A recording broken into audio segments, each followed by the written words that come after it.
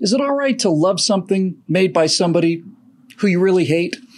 Is that okay? Hi, everybody. I'm Bill Whittle here with Steve Green and Scott Otta, and this is Your Right Angle, made possible by the members at BillWhittle.com and also by our friends over at the Patriot Post, who we've been doing a little cross-promotion with because we really admire them and they really admire us for reasons that are beyond human understanding. In any event, folks, the latest scandal is not what I want to talk about.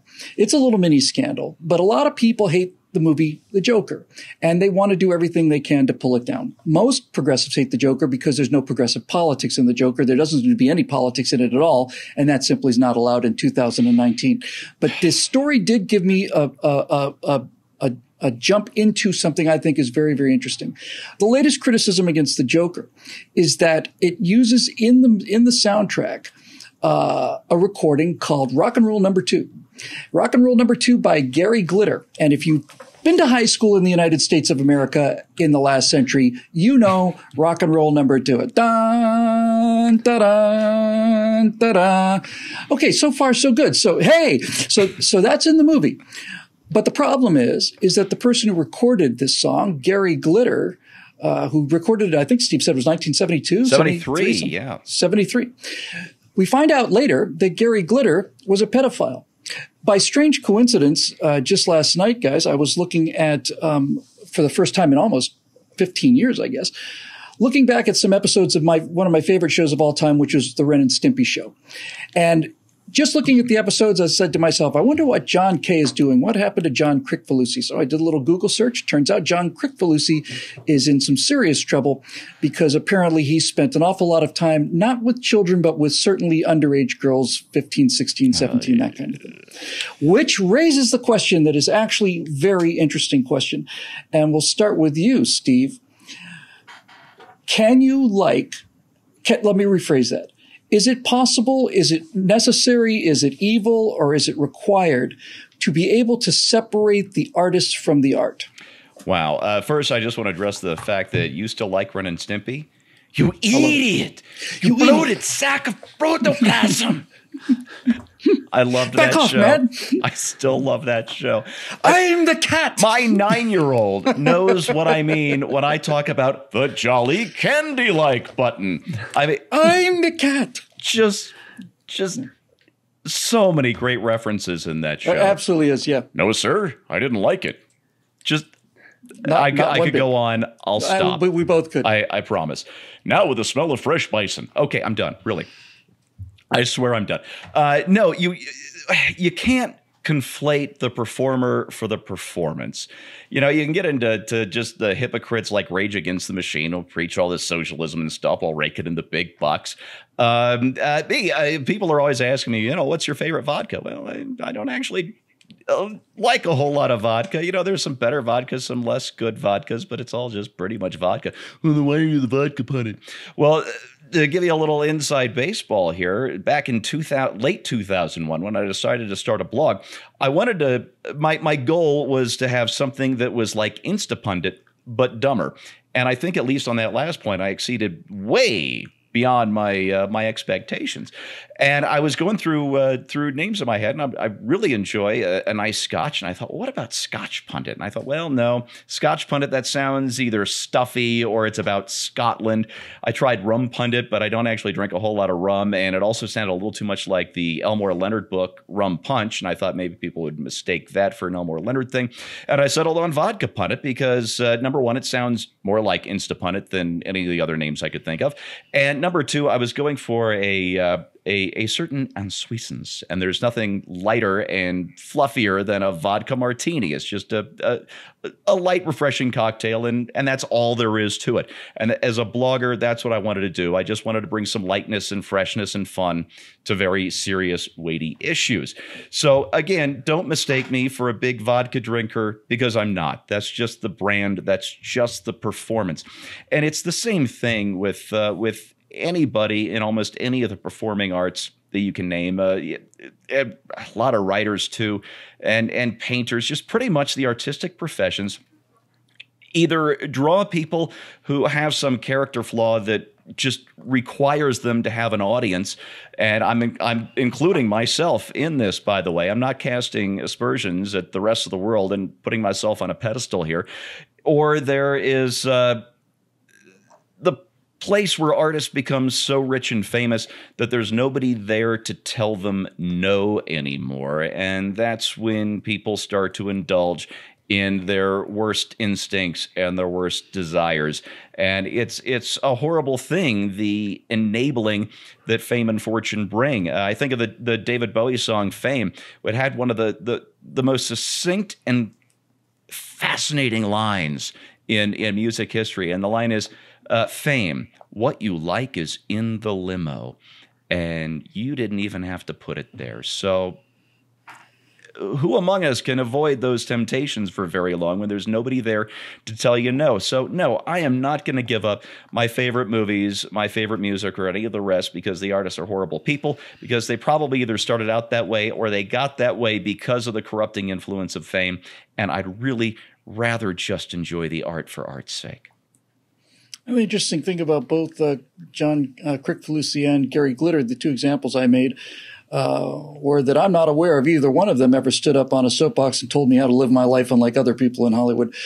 Scott, what I find when people get the vapors over these kind of things is I find it's very similar to this dynamic about pulling down statues. It is a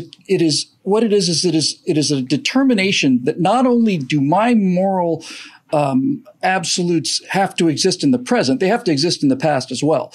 And that anything that I find to be morally objectionable has to have been morally objectionable at the time. And if it wasn't, then I'm going to tear it down. Now, needless to say, I'm not saying that pedophiles were not morally objectionable at the time they did it. Yeah. I understand that.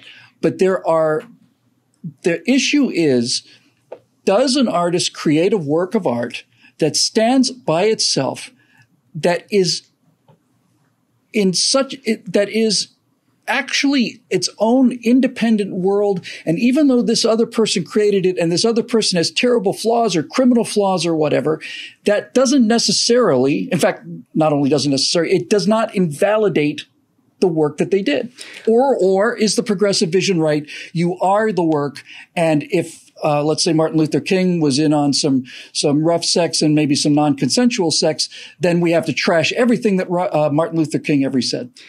I think it comes down to the nature of the work itself. If the work is something that celebrates the despicable actions that are part of the artist's behavior, then I think, it is an ethical choice to say, you know what? That guy was a pedophile. I'm not going to listen to his song about little girls. That is just, that's an easy choice for me to do. I have often said of celebrities, somebody will start telling me about something some celebrity did. And when I find out who it is, I'm like, no, don't. Don't tell. I don't want to know. I want to still enjoy their movies. I don't want to know. And I think and Bill, you nailed it. I think we went from an age where who I am creates the art to an age where who I am is the art. And we have these people on social media now who have effectively become performance artists, and what they do is so tied up in who they are that if they're an actor, they're not really acting. It is really just an expression of their personality. I just looked up while you were talking about that. One of my favorite podcasts is a history of the first 100 years of Hollywood called You Must Remember This.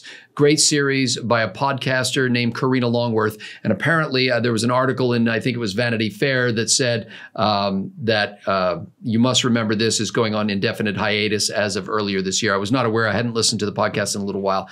But when you listen to the first 100 years of Hollywood, you realize that there were a lot of people with a lot of problems who did a lot of terrific acting, who did a lot of terrific movies. And if we were to purge the public, the cultural treasure chest of everything that was ever made by anyone who did anything that was either illegal, unethical, or despicable to me, we'd be left with very little.